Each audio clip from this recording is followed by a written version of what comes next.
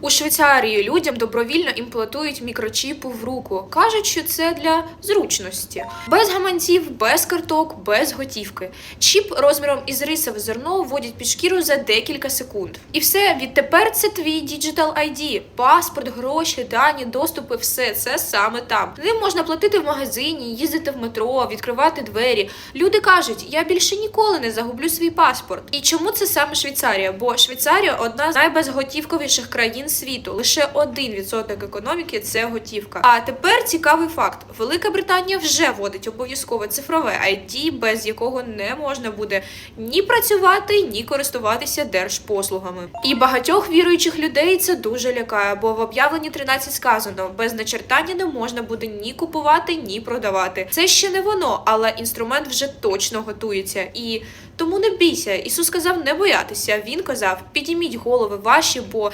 наближається ваше визволення.